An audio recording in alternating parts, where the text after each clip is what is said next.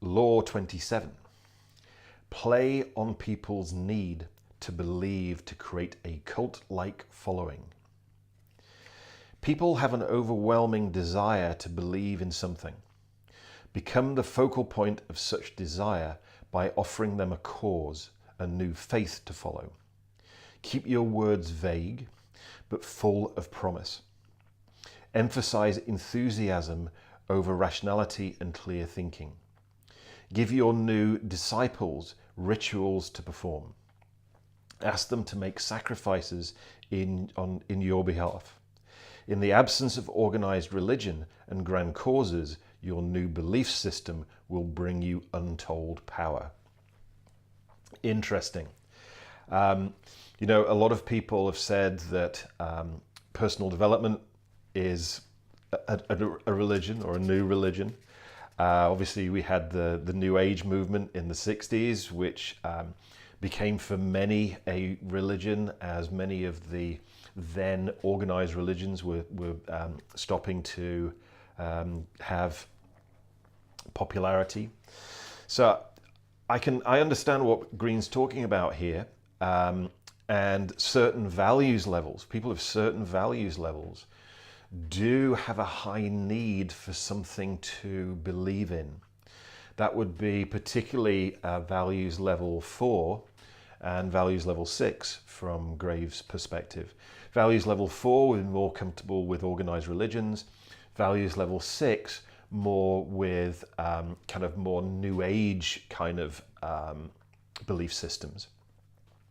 I think, again, this law works for me, provided that our intention is around truly creating win-win scenarios. You know, I have a real massive, really powerful belief in the power of NLP, the power of hypnosis, the power of timeline therapy, the power of mental emotional release techniques, and the power of Huna to enable people to transform their lives and create the lives of their dreams. I have a very strong belief in that.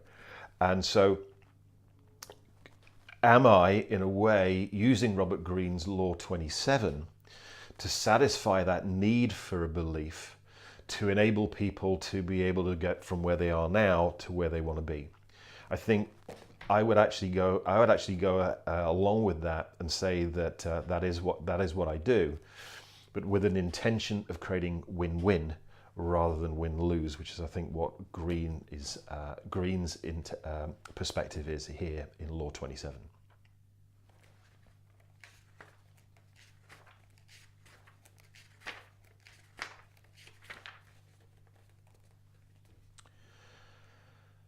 Law 28, enter action with boldness. If you're unsure of a course of action, do not attempt it. Your doubts and hesitations will infect your execution. Timidity is dangerous. Better to enter with boldness. Any mistakes you commit through audacity are easily connected with more audacity. Everyone admires the bold. No one honors the timid. I agree with Law 28. Enter action with boldness. My perspective on it from an NLP point of view would be, if you're unsure of taking a particular action, you know, trusting your gut, if you like, trusting your unconscious mind, then that would be an indication of two things. One is your unconscious mind actually saying that the action isn't the right action, or it could also be the existence of a limiting belief. So I think, you know, enter action with boldness, if I was to put a slight twist on that from an NLP point of view, it would be taking consistent, congruent action. When every single fiber of your being believes it's the right action and it's going to work, then it will work. And that means you'll be able to approach that particular task with what Robert Greene is talking here, bold action. And so I think that's an important one here as far as achieving our own personal power.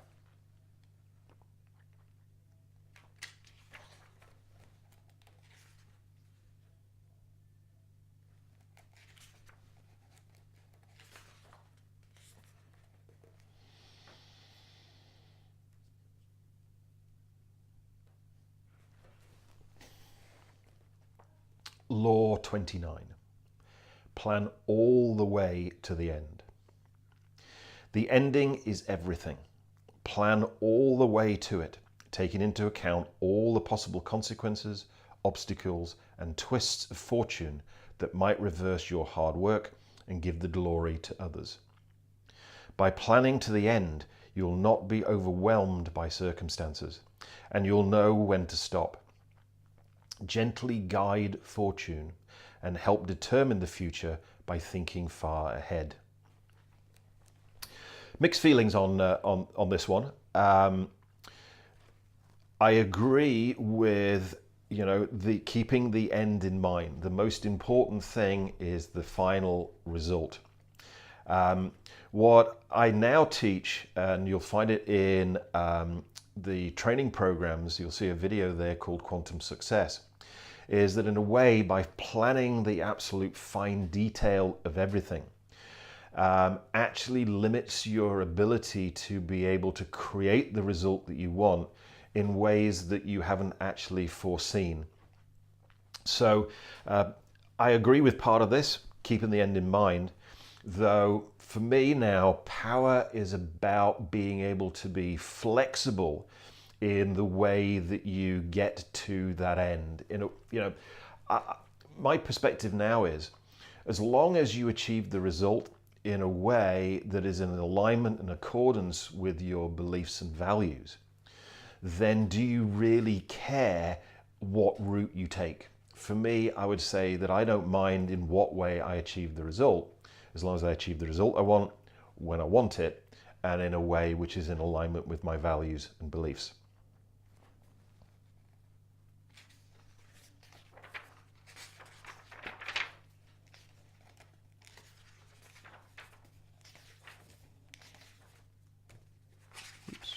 Where was Law 30?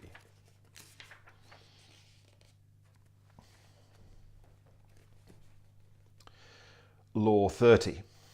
Make your accomplishments seem effortless. Your actions must seem natural and executed with ease. All the toil and practice that goes into them, and also all the clever tricks, must be concealed. When you act effortlessly, as if you could do much more. Avoid the temptation of revealing how hard you work. It only raises questions. Teach no one your tricks, or they'll be used against you. Interesting one. Partly I agree with this, partly not. Again, we've got to bear in mind that Robert Greene is working here on a win-lose model. Someone either wins or someone loses, and you want to make sure that you use his laws of power so that you're the winner. Personally, I think there's only two scenarios there. There's win-win and there's lose-lose if we look in the grand scheme or the long time frame. I think there is, it's for me, it's a little bit like you act with the gracefulness of the swan, gliding along the surface without people being aware of how hard you're paddling away underneath the surface. I think there is a lot in that as far as that's concerned. One of my sayings that I say, quite often, I'm very open about this. People, when they come and do my trainers training, particularly, which we're in the middle of doing at the moment, and they see me train, they see me present, they see me speak, and then they take to the stage to do the same thing, they find it's not as easy as they thought it was. They say, you make it look so easy. And my saying with that, because I want them to continue. In a way, if they didn't think that what I do was easy, they probably wouldn't book on trainers training in the first place. That's an important thing. So you want to make this look easy, you want to make this look effortless to encourage other people to want to do the same thing. Once they're in, they then discover it's not actually as easy as it looks. And then they can get a little bit disheartened. What I actually do at that particular point in time is that I remind them that it's only taken me 24 years to become an overnight success. I've spent 24 years, and some years I've spent 200 days out of that year in front of an audience of some kind. I quite often say to them, if I didn't get good at it, then probably I should have stopped earlier and decided to do something else. So, Law 30, we can glean some useful stuff out of that, I think.